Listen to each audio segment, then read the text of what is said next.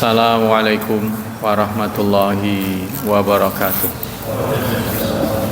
Innal hamdalillah nahmaduhu wa nasta'inuhu wa nastaghfiruh wa na'udzu billahi min syururi anfusina wa min sayyiati a'malina. May yahdihillahu fala mudhillalah wa may yudlil fala hadiyalah. Asyhadu an la ilaha illallah wa asyhadu anna Muhammadan abduhu wa rasuluh la nabiyya ba'dah. Allahumma salli wa sallim ala nabiyyina Muhammad sallallahu alaihi wasallam wa ala alihi wa sahbihi wa man sara ala nahjihi ila yaumiddin, amma ba'd. Ayo ikhwah, kajian akidah pagi ini akan membahas tentang ad-dukhan. Ad-dukhan, dukhan itu dal, kha, alif dan nun. Dukhan, mana bahasa Jawanya kebul. Asap. Asap itu artinya apa? Kalau dalam kamus bahasa Indonesia, kamus besar bahasa Indonesia, asap ialah uap yang dapat terlihat yang dihasilkan dari pembakaran. Itu asap.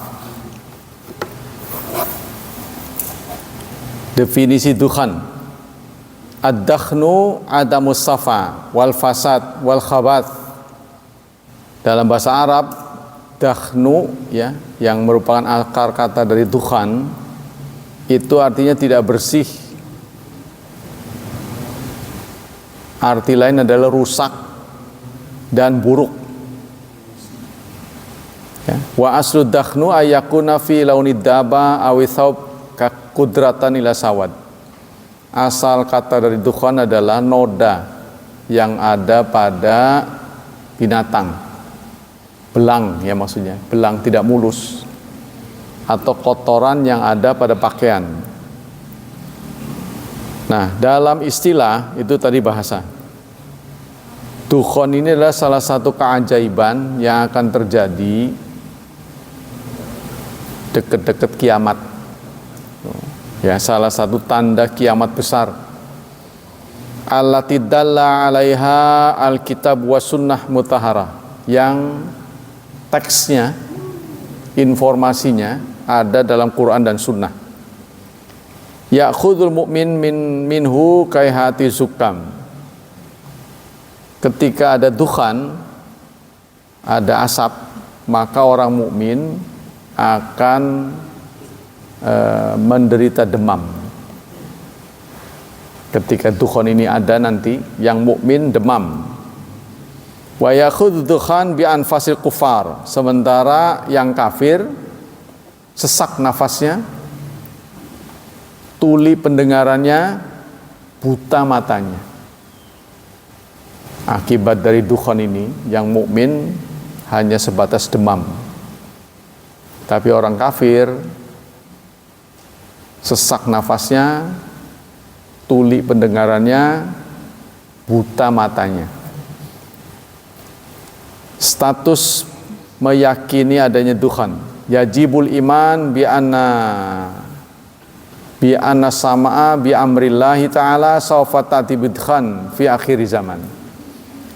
Wajib mengimani bahwa suatu hari nanti langit mendapat perintah dari Allah akan mendatangkan dukhan. Hakikat dukhan adalah alladzi yakunu qabla yaumil qiyamah wa huwa min alamatis sa'atil kubra. Dukhan ini akan terjadi sebelum kedatangan kiamat. Wa huwa dukhanun haqiqiyun. Dukhan ini betul-betul ada, bukan khayalan, bukan kiasan. Ya. Dan itu merupakan azab untuk orang kafir. La yusibul mu'min minhu illa kahayatu zukam. Bagi yang mukmin pada saat itu, ya, akan menderita demam.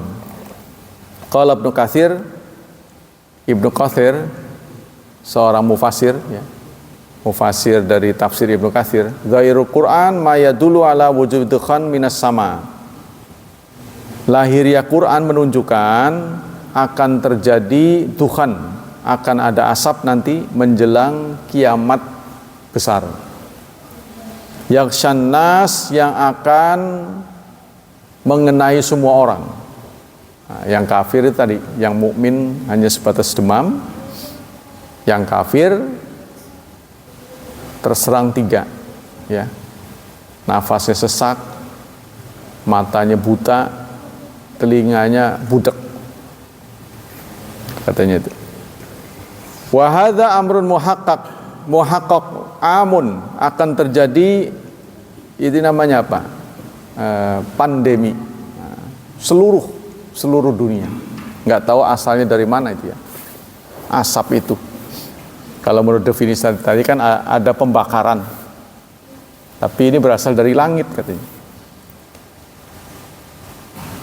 Kalau Allah Ta'ala dasarnya adalah terdapat dalam surat Ad-Dukhan itu sendiri, ya. Ad-Dukhan itu bahkan dijadikan nama surat, yaitu surat ke-44, Ad-Dukhan, asap. Allah berfirman, "Fartaqib yauma ta'tis sama'u bidukhanim mubin." Tunggulah pada hari langit akan mendatangkan dukhan. Nah, surat Ad-Dukhan ayat 10, surat 44 ayat 10. Ay wadihun jaliyun, disebut oleh Allah dukhan beneran, bukan kiasan, ya. Mubin itu terang jelas. Laisa khayalan min syiddatil ju', bukan khayalan. Nah, kemudian dalam surat yang sama ayat 12-nya, pada saat itu banyak yang berdoa, Rabbana kshif annal azab, ya Tuhan, singkaplah azab dari kami, hilangkanlah azab ini. Inna mu'minun, sekarang kami beriman. Tuh, pada waktu itu, ya. Yunadi ahlu dzalika zaman rabbahum bihadza du'a. Pada waktu itu orang-orang berdoa kepada Tuhan, kepada Rabb. Yas'aluna kasfa hadhihi syiddah anhum, supaya asap ini, ya, hilang. Ya, tentu jadi nyesek pernapasannya. Fa innahum qad amanu, karena mereka akan beriman. Kami percaya sekarang. Wartaqibu ma wa'aduhu minal umur ghaibiyah al-kaina ba'da dzalika yaumil qiyamah, dan mereka menunggu-nunggu apa yang Allah janjikan berikutnya. Itu adalah rentetan peristiwa, ya. Dari peristiwa besar terjadinya kiamat. Haitsu yumkinu raf'uhu, yang buat Allah sangat memungkinkan untuk dihilangkan karena Allah Maha Kuasa, ya. Wa yumkin istidrakut taubat, dan masih memungkinkan adanya taubat, ya, karena taubat pintunya ditutup saat matahari terbit dari barat. Apa waktu dukhan ini ada matahari sudah terbit dari barat? Nah, ini kayaknya belum. Ini baru muqaddimah, epilog, pembukaan. Baru rentetan-rentetannya. Jadi diberi tanda-tanda. Ini satu bentuk kasih sayang Allah, ya. Sudah memberikan tanda-tanda besar supaya mereka cepat beriman. Sebentar lagi ditutup. Ayatnya tadi, ya. Kemudian sekarang hadis wa an Hudzaifah bin Usaid al-Ghifari. Nah, Hudzaifah ini seorang sahabat yang sering menyimpan rahasia-rahasia hari kiamat. Kalau saya memilih hari kiamat kecil, kematian, ya, karena kematian itu lebih pasti. Kiamat besar bikin takut doang. Buat apa takut, ya, kalau tidak disertai dengan tindakan. Ini yang sudah di depan kita, ini kematian yang kita tidak pernah tahu kapan terjadi. Nah, bagaimana tentang hadis ini? Biasanya disimpan oleh seorang sahabat namanya Hudzaifah Beliau sering menyimpan rahasia-rahasia yang akan terjadi pada hari kiamat, ciri-cirinya gitu. Dari Hudzaifah bin Usaid Al-Ghifari qala ittala Nabi alaina wa nahnu natadzakkar. Suatu saat Nabi datang ketika kami sedang muzakarah, sedang bincang-bincang diskusi, Nabi datang. Lalu Nabi menyapa, "Ma tadzakkarun?" Apa materi muzakarah ini? Lagi bicara apa nih? Bincang-bincang apa? Qalu nadhkuru sa'ah. Kami sedang bincang-bincang tentang hari kiamat. Qala, lalu Nabi menjawab, "Innaha lan taquma." Kiamat tidak akan terjadi hatta tarawna, sehingga kalian melihat qablaha, sebelumnya asyra ayat, 10 tanda. Kiamat tidak akan terjadi sebelum terjadi 10 tanda. Nah, ini 10 tanda ini ya jadi rahmat dari Allah lah, supaya kita sadar kan, karena udah mau ditutup bentar lagi. Ya sama dengan kematian, saya kira semua akan diberi tanda-tanda. Ya dimulai dari tenaga yang berkurang, terus warna-warna kulit, warna rambut sudah berubah. Nah, sudah ketahuan itu. Keinginan-keinginan sudah berkurang, libidonya berkurang, dan begitu seterusnya. Itu tanda-tanda sudah. Ya, udah nggak tahu berapa, lebih dari 10 kali. Allah sangat sayang pada kita. Kalau tanda itu diberikan di kepala, kita nggak akan lihat begitu, kecuali pakai cermin.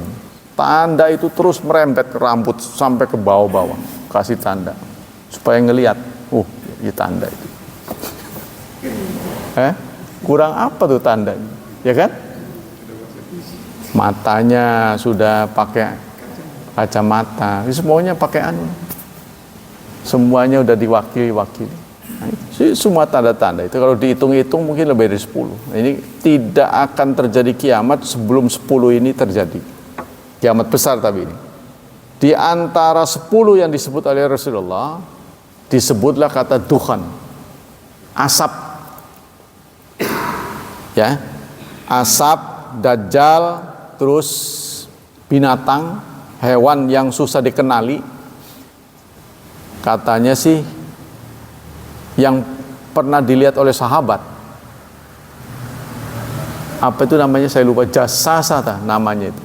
Jadi seorang sahabat pernah melihat makhluk di hutan seperti manusia, tapi seluruh tubuhnya itu tumbuh rambut seperti monyet gitu ya, tumbuh rambut, sehingga sangat menakutkan.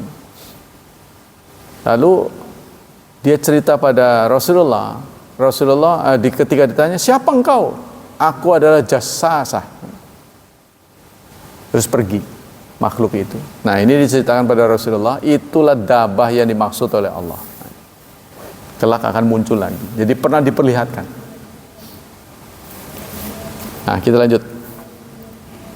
Jadi yang disebut oleh Rasulullah adanya dukhan, dajjal, dabah, terbit matahari dari barat, turunnya Nabi Isa, adanya Ya'juj dan Ma'juj, dan 3 kali terjadi gerhana.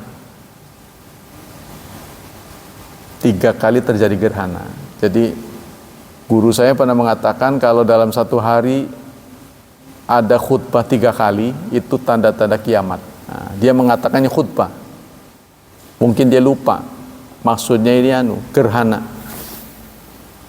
Kalau khutbah 3 kali kan bisa terjadi, ya kan?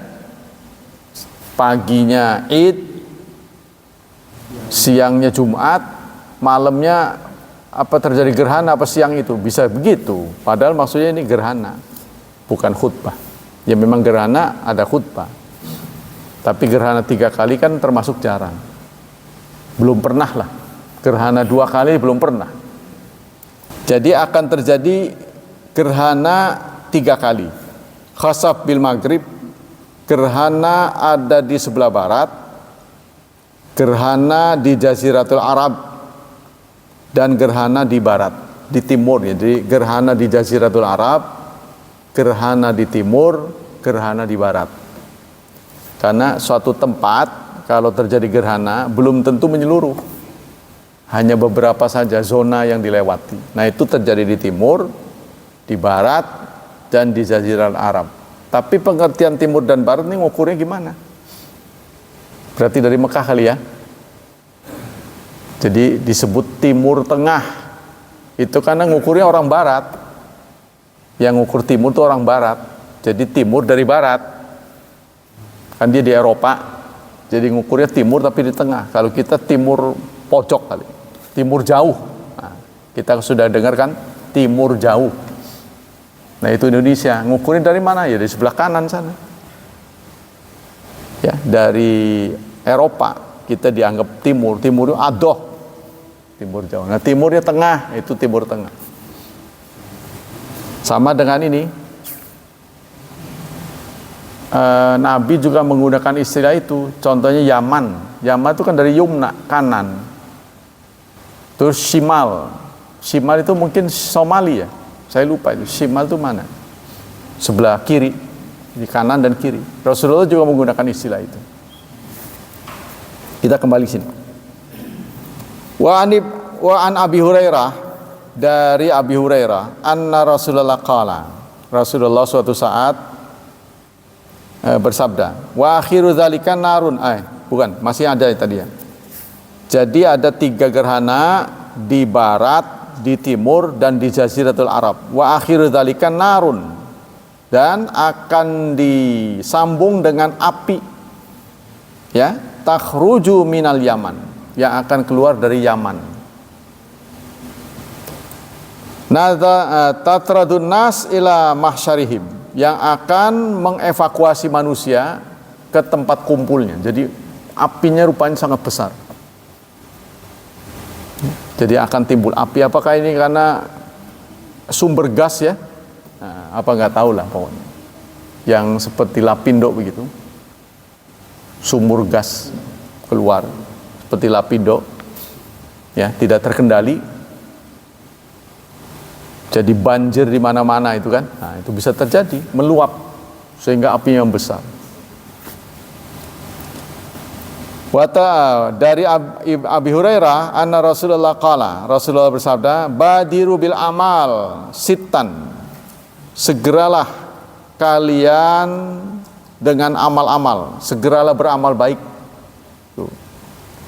Sittan sebelum 6, tulu syamsi min maghribiha, yaitu terbitnya matahari dari barat, awid dukhan, adanya dukhan tadi asap, dajjal, dabah, khasatan ahadikum aw amri amma, yang khusus menimpa salah seorang di antara kalian atau umum. Nah, ini disinggung oleh Rasulullah ya. Sekarang pendapat-pendapat ulama tentang Tuhan. Qala al-Qurtubi wa huwa yadhkuru asyrata sa'ah kubra. Pada surat Ad-Dukhan tadi, ya, kata Imam Qurtubi, ahli tafsir, Allah menyampaikan tentang tanda kiamat. Ya'ti dukhan yamla'u ma bainas samai wal ard. Kelak akan ada dukhan yang memenuhi langit dan bumi. Tuh. Asapnya ada di mana-mana. Tuh. Fa amal mu'min fayusibu mithlu zukam. Adapun mukmin dia akan demam. Ya. Wa amal kafir wal fajir, adapun orang kafir dan orang yang berdosa, fayadkhulu fi unufihim, maka asap itu akan masuk ke dalam hidung mereka, fayathqabu masami'ahum, dan akan melubangi telinga mereka. Tuh, gimana tuh? Masuk ke hidung, keluar dari sini. Tuh. Ya, asapnya itu. Jadi asapnya bisa milih-milih. Mukmin cuma demam saja. Orang kafir sampai noblos ini, tembus. Ya, keluar asapnya dari telinga. Tuh, melubangi telinga mereka dan membuat sesak nafas mereka.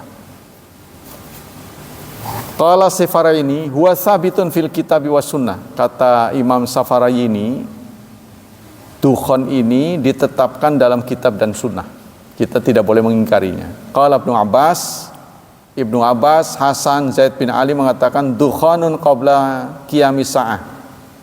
Dia adalah asap yang terjadi sebelum kiamat.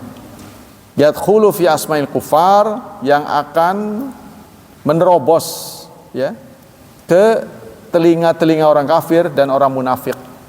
Jadi asapnya bisa milih orang. Bisa milih orang. Jadi kalau saat itu hanya sebatas demam, mukmin. Bukan? Kalau asapnya nerobos ke telinga, wah kafir ini. Bisa begitu, bisa milih-milih ya. Wa ya'tari al-mu'minin minhu kayahati zukam, dan akan menyerang kaum mukminin sehingga mereka akan demam. Wa takunul ardu kulliha kabaitin au qadafihi. Maka bumi seakan-akan seperti satu ruangan. Bumi ini layaknya sebuah ruangan yang dipenuhi asap. Tuh. Walam ya'ti ba'du. Belum pernah terjadi seperti itu sebelumnya. Jadi asap itu di mana-mana. Ya. Tentu saja ini akan mengacaukan lalu lintas ya. Asap di mana nyesek. Terus pada kesakitan karena masuk ke telinga, masuk ke mata. Bagaimana bisa nyupir tuh? Matanya rusak, budak, gitu ya. Wa yumkasu fil ardi arba'ina yauman, dan itu akan terjadi selama 40 hari. Asapnya tuh nggak hilang-hilang. Qala ulama ayatud dukhan sabitatun bil kitabi wa sunnah.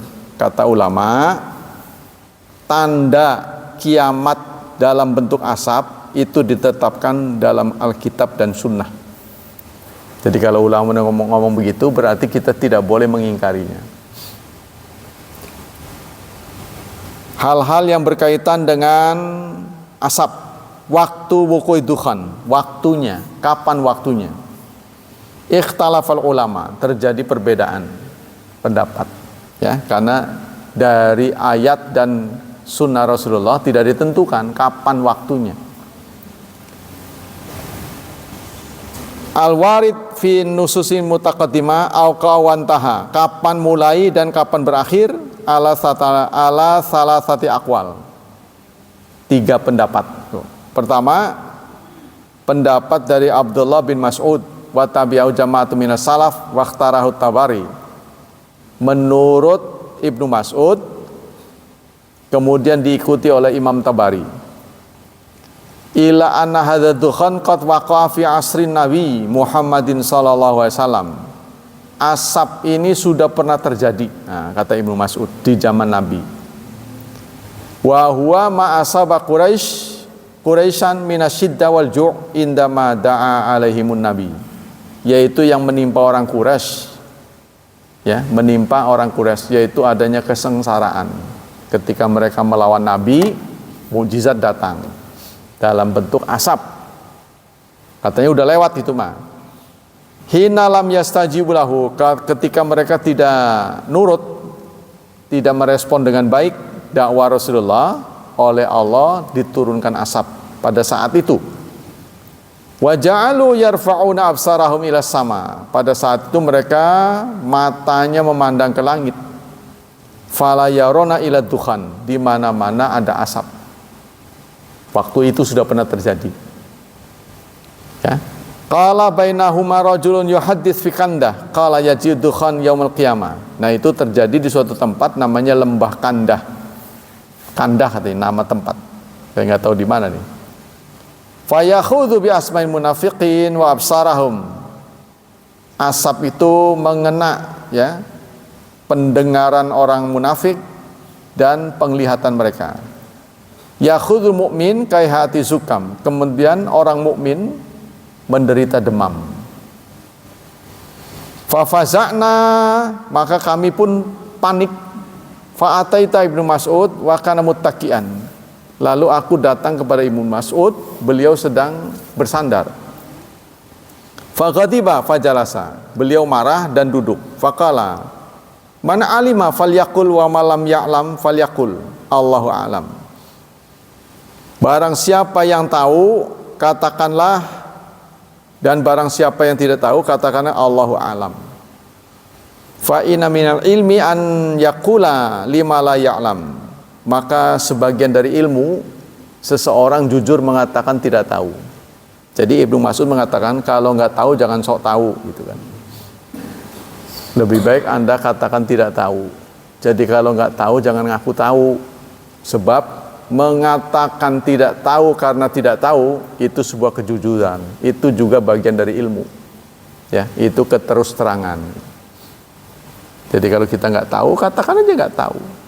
Tidak akan mengurangi gengsi kita daripada ya kita nggak tahu, sok tahu, nggak taunya salah. Ini juga banyak dilakukan oleh ulama. Jangankan orang bodoh ya, orang yang pintar juga banyak. Contohnya adalah sebuah tafsir namanya Tontowi Jauhari, tafsir Jawahir. Itu banyak menceritakan planet-planet, peredaran. Nggak taunya dihitungnya salah. Berdasarkan perhitungan canggih itu salah, mutakhir. Sehingga kan mempermalukan pengarangnya. Udah ngomong salah pisan. Ya begitu juga di seputar hal-hal yang gaib. Di karang-karang. Kadang-kadang orang susah membedakan apakah ini dari Nabi atau bukan. Nggak taunya dari ulama. Nah itu banyak juga. Yang berkreasi, ya. Dalam urusan-urusan gaib, kita tidak boleh berkreasi. Karena modalnya adalah wahyu. Tanpa wahyu kita nggak akan tahu. Fa inna minal ilmi ayyakula lima la ya'lamu la a'lam. Karena termasuk ilmu, ya, termasuk seseorang itu tidak berkurang keilmiahannya ketika dia mengatakan tidak tahu, karena memang nggak tahu. Karena itu sebuah kejujuran. Fa innallaha qala nabihi, karena Allah pernah menyatakan kepada nabinya dalam surat 38 ayat 86, Qul ma as'alukum alaihi min ajrin wa ma ana minal mutakallifin. Aku tidak memintamu upah dan aku juga bukan orang yang memaksa. Ya, Nabi datang bukan memaksa. Nggak tahu bilang tahu, itu nggak boleh. Fada'a alaihimun nabi faqala Allah ma'ini alaihim bisab'in kasab'ina Yusuf. Ya Allah, tolonglah aku menghadapi mereka seperti tahun-tahun yang dialami oleh Yusuf. Ya, jadi pada saat itu terjadi paceklik. Ya, paceklik. Jadi orang bertanya-tanya apa penyebabnya. Sama dengan waktu terjadi tsunami di Aceh. Radio El Sinta memberitakan berturut-turut pendapat-pendapat ulama. Ada, saya dengar waktu itu, kalau nggak salah itu tanggal 25 apa ya? Tanggal 25 Desember. Saya mendengar ada dai, seorang ulama yang diwawancara. Apa nih kira-kira penyebab terjadinya tsunami? Dia mengatakan ini karena dosa. Oh, orang Aceh marah. Orang Aceh marah disebut begitu. Wah, jangan sembarangan mengatakan dosa itu. Ini adalah ujian. Jadi nggak selalu musibah yang menimpa seseorang itu karena dosa. Karena ujian. Ya, ujian kita. Jadi ada hal-hal yang kita nggak bisa tolak. Keharusan yang kita harus terima. Kenyataan ya. Kenyataan kita ditakdirkan jelek contohnya, kita kan nggak bisa memberontak. Wah itu karena sampean banyak dosa makanya mukanya jelek, ya nggak bisa lah. Miskin contohnya, ya kalian banyak dosa jadi miskin, nggak bisa begitu. Ya, jadi ada hal-hal yang memang diuji, kita diuji jadi miskin. Dan ujian itu yang patut kita catat, tidak hanya yang enak saja, tidak hanya yang tidak enak. Karena kita kebanyakan musibah, mengatakan musibah itu untuk yang tidak enak kan? Sebenarnya setiap hari kita mendapat musibah. Musibah itu mengena, cocok antara kehendak Allah dengan di bumi. Itu namanya musibah. Asoba itu mengena. Cuma yang nggak enak tuh inna lillahi wa inna ilaihi rajiun. Alladzina idza asabathum musibah, yaitu orang-orang yang ketika tertimpa musibah dia mengatakan inna lillahi wa inna ilaihi rajiun. Makanya hal yang tidak enak, lampu mati, sunnah inna lillahi wa inna, bukan hanya kematian kan. Pokoknya dirasa nggak enak. Tapi pengertian musibah dalam bahasa Arab itu bukan hal yang tidak enak saja, yang enak pun musibah. Seperti begini, kalau ada kenyamanan yang dirasakan oleh seseorang tapi tidak dipakai untuk bersyukur, kan musibah itu. Dia sendiri nggak tahu, dikiranya enak-enak aja. Nambah makmur, nambah jauh dari masjid, nggak sholat, nggak apa, dikiranya sehat-sehat saja. Ya, satu saat Allah jatuhkan hukumannya, nggak sadar dia tahu plek. Nah itu banyak yang terjadi ya. Nah kita lanjut sini. Jadi para ulama Aceh itu marah karena ada ceramah itu. Nah, sebaiknya seorang dai itu jangan bikin panas. Orang kena musibah itu udah menyakitkan, ditambah pernyataan-pernyataan yang belum tentu benar. Mending kalau benar, belum tentu benar. Itu kan kira-kira saja. Ya karena itu masalah gaib kan. Nah, lebih baik kita memberikan pernyataan yang meringankan penderitaan. Ya musibah. Semoga saat kita menerima musibah, ya kita diajarkan untuk bersabar. Kalau kita diberi yang enak, bersyukur.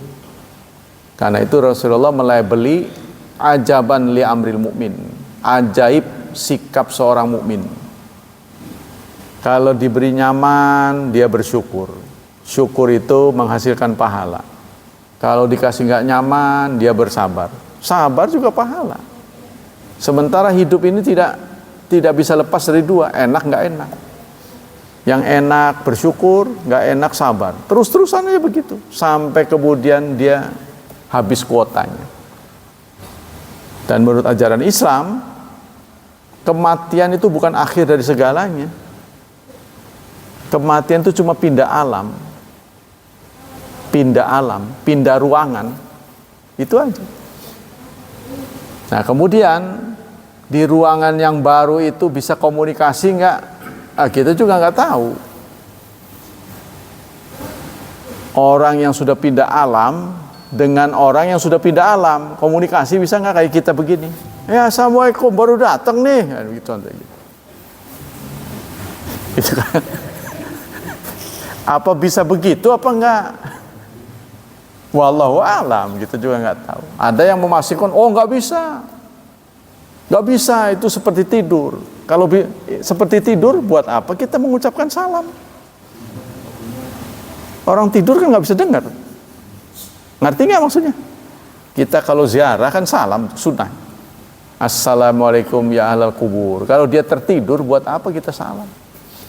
Kan enggak dengar. Ya kan? Nah, ada yang menggiring ayat-ayat nggak bisa dengar itu kiasan untuk orang kafir. Kalau dibacakan kebenaran dia nggak mau dengar, walaupun dia hidup dia nggak dengerin. Jadi apalah artinya rambu-rambu kalau Anda buta gitu kan istilahnya. Jadi rambu tuh nggak perlu gede, yang penting matanya itu ngelihat. Kan gitu kan? Sama dengan ayat-ayat ini kan rambu-rambu sebenarnya ayat. Kalau kita paham kita hidup di dunia, untuk apa kita hidup, kemana kita akan hidup, kan mikir tuh, mikir. Wow, kita hidup ini kok dibedain ya dengan orang lain. Dan sebenarnya kita abadi, saudara, seperti yang saya sampaikan. Orang kafir, orang muslim, semuanya abadi. Cuma beda alam. Abadi dalam kesengsaraan, itulah orang kafir. Abadi dalam kebahagiaan, itulah orang muslim. Kan orang kafir pengen supaya tidak abadi. Ya, di juz amma disebutkan begini, wa yaqulul kafir. Berkatalah orang kafir, ya laitani kuntu turaba. Ya Tuhan, jadikan saja saya tanah, karena harapan untuk selamat sudah kecil. Kan dia menghadapi sidang.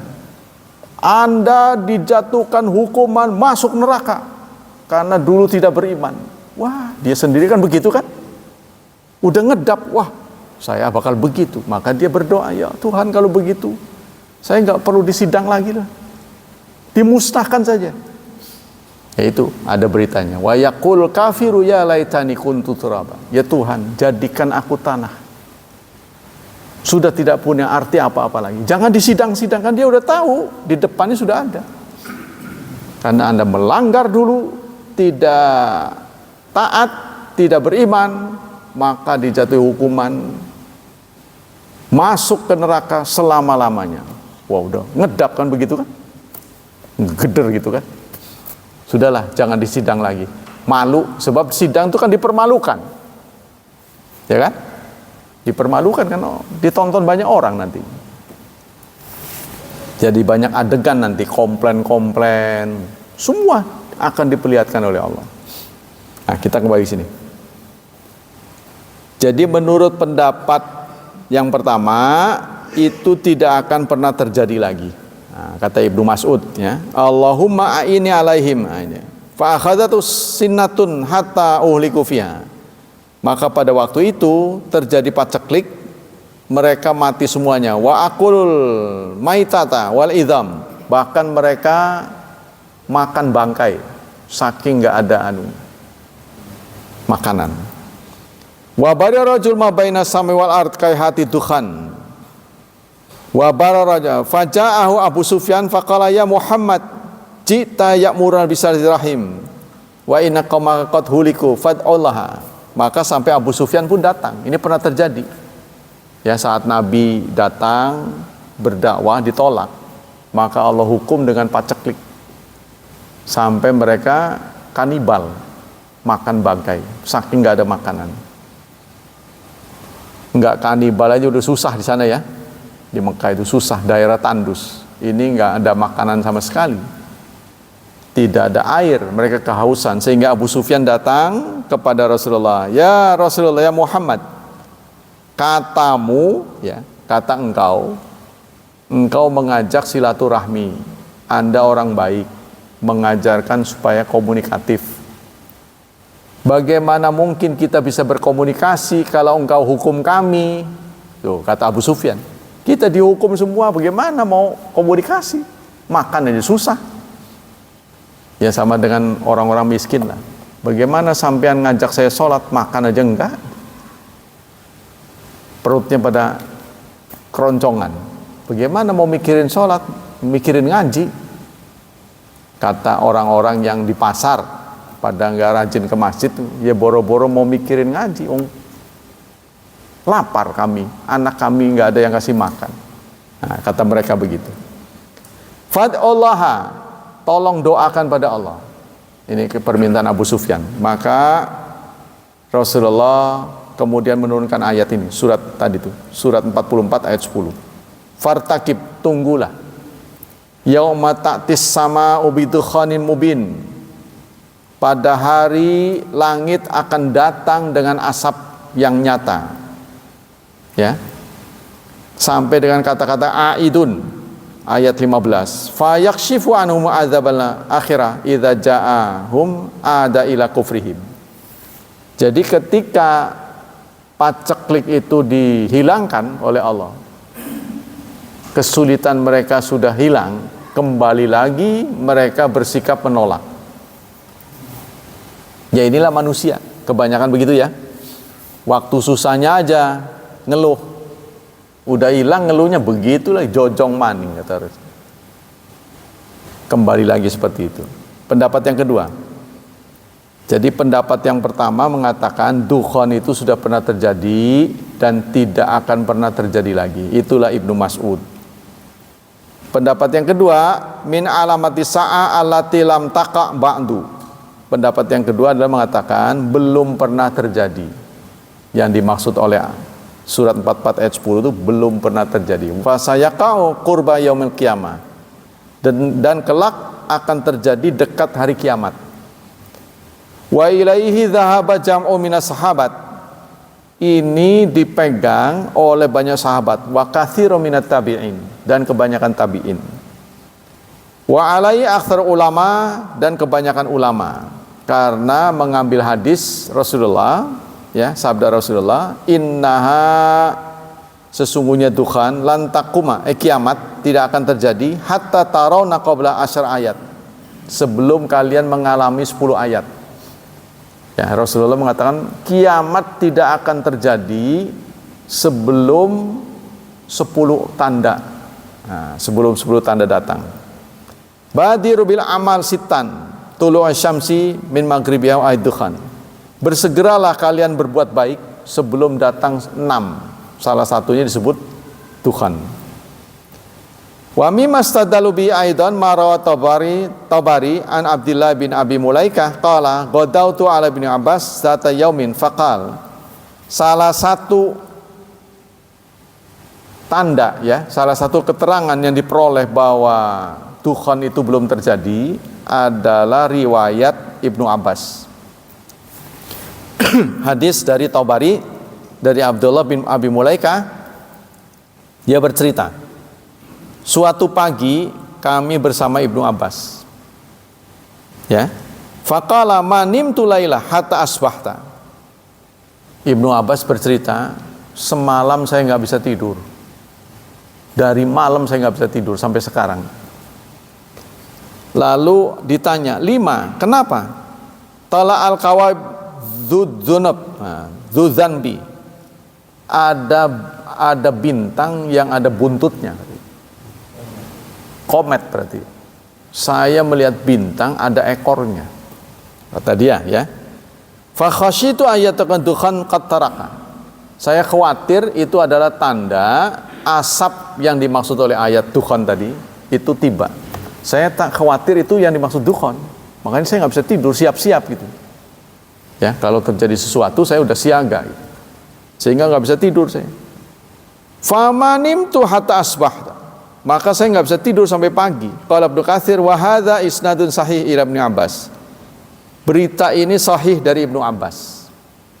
Ya, jadi Ibnu Abbas berarti berpendapat dukhan itu belum pernah terjadi.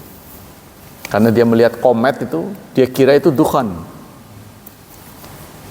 Habru wa tujurmal Quran, karena Ibnu Abbas bukan sembarang sahabat, dia sudah ditetapkan oleh Rasulullah sebagai penterjemah Quran.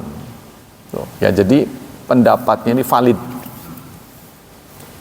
Wa hakadza qaulu man wafaqahu minas sahabat wa tabi'in. Begitupun pendapat-pendapat lain dari para sahabat. Banyak yang mendukung pendapat ini. Jadi dukhan itu belum pernah terjadi dan akan terjadi nanti mendekati kiamat. Ma'al ahaditsil marfu'ah minas sahah wal hisan wa ghairihiya allati awradaha mimma fihi muqni'un. Nah, tapi ini tidak dimuat semuanya, dianggap cukup, ya. Jadi singkatnya pendapat kedua mengatakan dukhan belum terjadi. Ma'ana zahir Quran qala ta'ala, karena berdasarkan firman Allah dalam surat 44 ayat 10, fartaqib, tunggulah, yauma ta'tis sama, pada hari langit datang dengan asap. Jadi banyak asap. Apa karena waktu itu banyak polusi, ya? Kita nggak tahu apa banyak polusi waktu itu, banyak industri, ya, karena di negara-negara yang banyak industri itu di negara-negara maju sudah dihindari. Saya lupa tuh, di Korea juga ada suatu kota, di situ industri semua, orang-orang nyingkir, nggak mau tinggal di situ, jauh dia, supaya udaranya segar. Ya, seperti orang-orang juga banyak yang tinggal di Serang, karyawan-karyawan Cilegon nih. Anda lihat tuh, kalau udah waktu pulang, ngibrit ya, kayak motor, kayak apa itu, kayak balapan. Jalanan, kalau pernah naik motor pas jam pulang itu, waduh, penuh. Pada itu kalau ditanya kenapa milih Serang, karena di sini sudah nggak sehat, kata mereka. Ya, kita alhamdulillah sehat. Kata mereka ini sudah zona merah. Gitu. Ya, sudah banyak polusi. Apa itu nanti akan begitu? Ya, karena negara-negara yang dulu menjajah kita sekarang dulu pun sudah bersahabat dengan kita. Ya, seperti Jepang, Amerika pernah nggak jajah kita? Belanda, ya, Portugis pernah menjajah kita. Sekarang mereka sahabat kita. Karena otak pada saat itu serakah, otak serakah. Tapi sekarang kalau mereka berpikir nyesel. Ya, seperti Belanda sudah baik dengan kita. Jepang lebih-lebih. Jepang menganggap dirinya sebagai saudara tua katanya. Maka saya dengar katanya perusahaan-perusahaan di Cilegon ini yang pemiliknya Jepang, kalau ada karyawan demo disuruh ikut demo. Dia bukan melarang demo, malah dibekalin, dikasih makan segala, dicukupi. Karena sistem mereka tidak memungkinkan demo, karena uangnya udah dicukupin. Cuma karena ini kan hawanya pada demo nih, jadi suruh ikut. Sebab kalau nggak ikut kan nanti orang merangsek ke sana kan. Contohnya hari buruh, diikutkan, ayo ikut. Ya. Sebab sistem mereka itu menjamin gitu. Gajinya nggak usah diprotes lagi, udah dinaikin, gitu. Katanya begitu. Ya, singkatnya dia adalah salah satu sikap mau berbagi. Nah, coba kalau mereka dulu mikirnya begitu, nggak perlu menjajah. Sebab pada akhirnya kan mereka menjajah itu karena melihat coupling mereka sempit. Jepang ini sempit, gempa terus. Wah, nggak aman, kita harus cari lahan baru. Tapi ternyata dunia tidak membolehkan, kecuali Israel. Israel dibolehkan oleh dunia. Istilahnya mengusir penduduk aslinya. Kan sebenarnya tidak boleh. Anda lihat Australia. Australia itu kan suku aslinya kan aborigin. Diusir sama orang bule. Mereka yang nempatin satu benua. Ya kan? Nah, kita juga harus berpikir begitu. Papua tuh, orang Papua hasil sumber daya alamnya diangkutin sama kita. Tapi pemerintah sudah mulai berpikir sekarang. Banyak putra-putri Papua yang sekarang dikasih sekolah, dipermudah. Pokoknya dimasukin aja, pengakuan Pak Harto aja, Pak Soeharto. Ada yang dari Papua masuk ke sini aja pokoknya. Pokoknya diselip-selipin, dipermudah pendidikannya. Sebab mereka memberontak karena nggak tahu. Sebab ngapain mereka ganti pemerintah coba?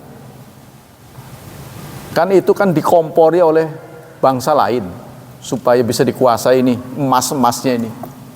Nanti tetap aja kalaupun kita kalah, katakanlah, naudzubillah, kita kalah, kita lepas. Bukan orang Papua yang menikmati. Kan sama aja kalau mereka mau berpikir lebih jernih kan. Sehingga pemikiran jernih itu dimiliki oleh orang Aceh. Waktu itu memberontak kan. Karena ada DOM, daerah operasi militer. Mereka banyak menderita. Setelah itu mereka mau berpisah. Tapi dipikir-pikir, orang Aceh sendiri belum siap mengelola Aceh. Tetap aja nanti bangsa lain. Maka buat apa milih bangsa lain? Kita sudah dalam sejarah satu daerah. Sudah. Nah, yang penting diperbaiki sikapnya. Kita bersaudara. Ya, jadi prinsipnya orang Islam itu kecenderungan tidak mau memberontak sebenarnya. Orang Islam. Yang penting perlakuannya baik. Kita bisa dijajah Belanda katanya sih 3 abad setengah.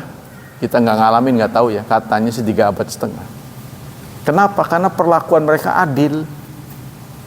Kok sampai mau, sampai lama itu? Karena mereka adil. Katanya begitu. Jadi mungkin kalau dibandingkan dengan keadilan bangsa sendiri sekarang, mungkin lebih adil mereka. Cuma beda muka aja gitu. Contohnya kalau mereka membangun awet, ya kan? Peninggalannya ada. Kalau kita belum selesai, anggaran baru belum datang, udah rusak, udah bubar. Contohnya begitu. Bandingkan itu. Ada jembatan kereta tuh di Bandung sampai sekarang. Lecet pun nggak kelihatan. Ya contoh yang sederhana ini lah, jalan layang kita itu, Itu kan Korea asli kan. Yang bikin Korea tuh cacat aja enggak. Tuh lihat. Tapi yang baru-baru yang bikinan kita, wow udah berapa kali diulang-ulang. Proyek lagi, itu awet. Nah itu contohnya.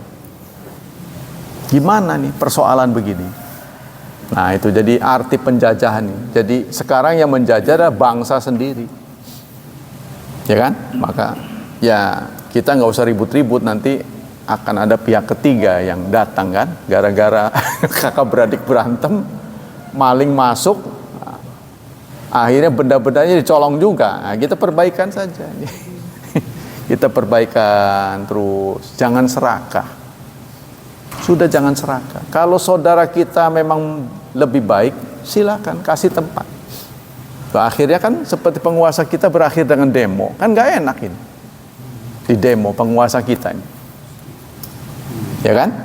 Kan harusnya dia ngomong baik, ya alhamdulillah. Itu nggak akan di demo, nanti jauh turunnya baik gitu. Iya, husnul khotimah lah sikut. Artinya kemungkinan menang kan udah kecil, sudah jangan menentang. Mungkin ada kekurangan pada diri dia, apa itu yang dia harus renungkan, dan dia bisa berkompetisi lagi nanti. Silahkan Anda perbaiki, akan berkompetisi lagi. Iya, jadi jangan nyerang orang, sudah begitu. Walaupun kemenangan kita masih banyak ditentukan oleh uang, ya sayang sekali gitu.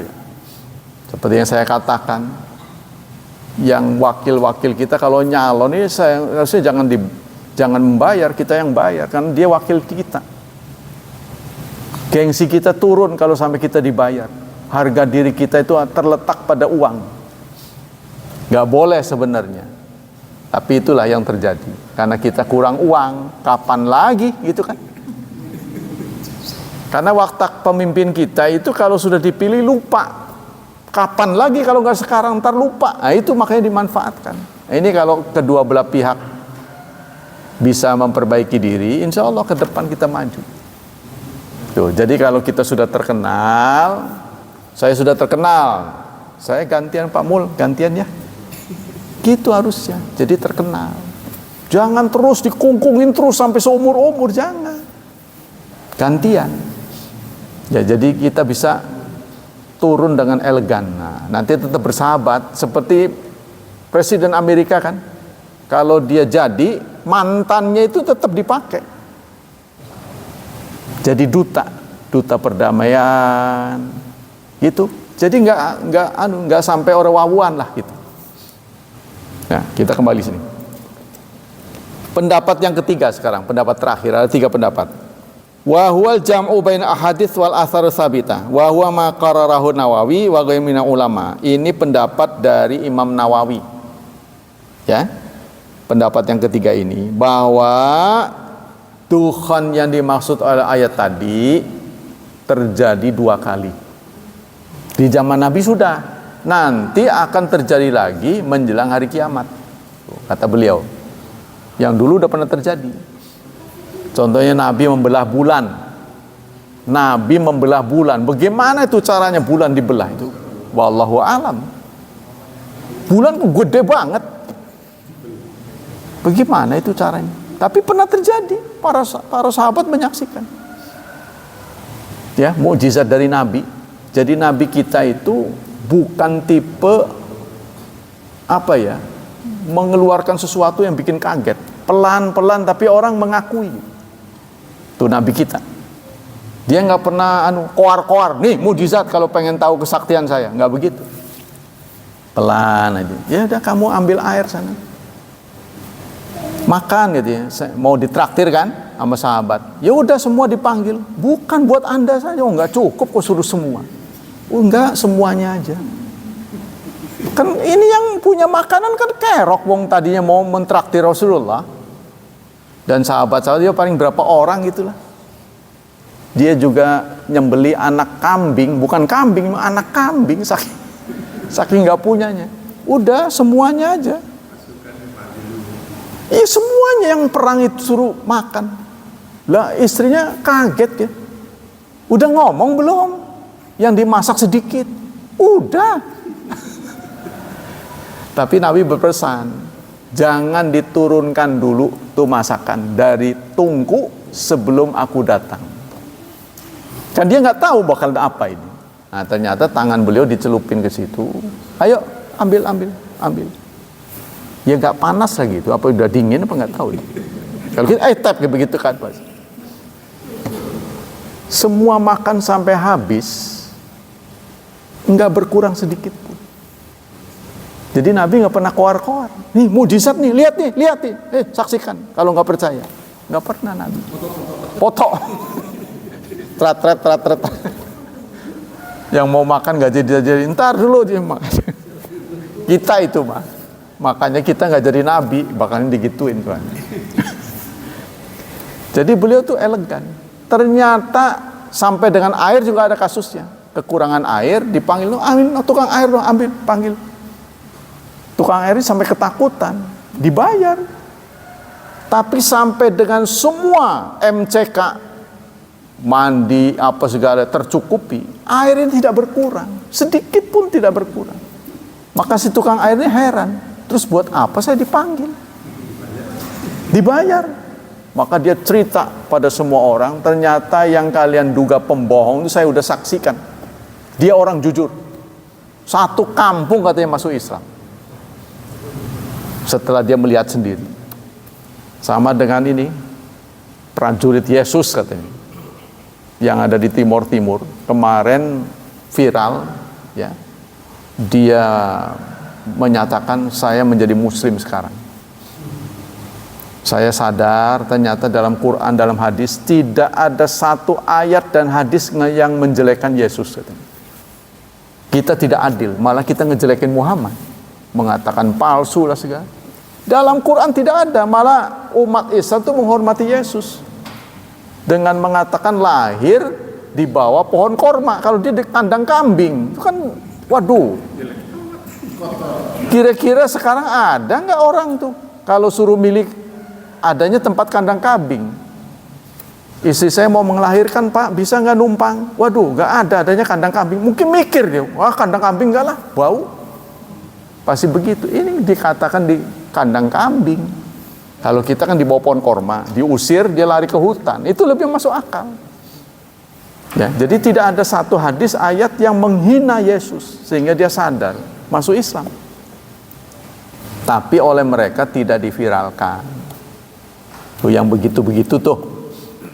Nah, kemudian ada lagi peneliti Inggris, diposting juga oleh Ustadz Udi, menyatakan diri Muslim setelah dia memperhatikan tumbuh-tumbuhan itu ternyata bicara dalam frekuensi yang rendah, tidak bisa terdengar oleh telinga.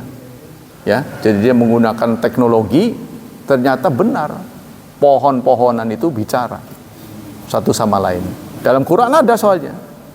Wa ibin syai'in ila yusabbi bihamdi. Tidak ada satupun makhluk Allah kecuali bertasbih memujinya. Walakin akan tetapi la tafqahuna tasbihahum.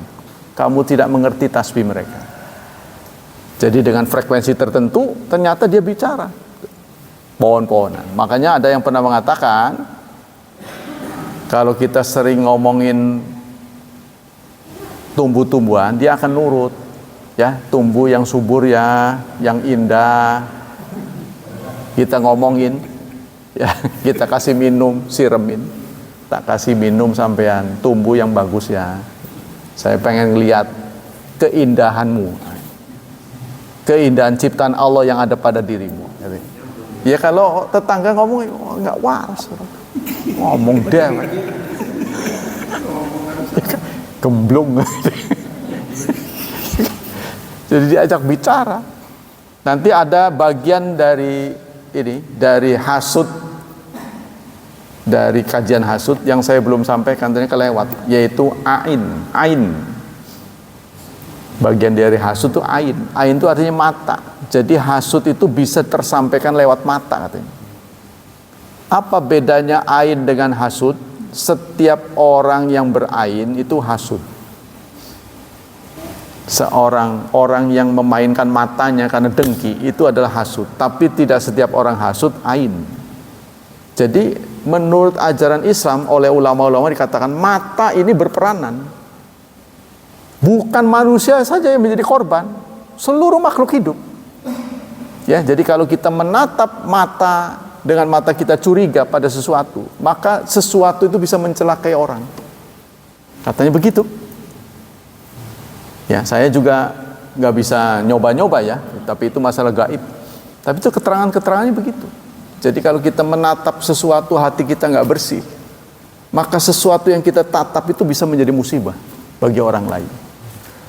Jangankan orang itu, bahkan benda, binatang.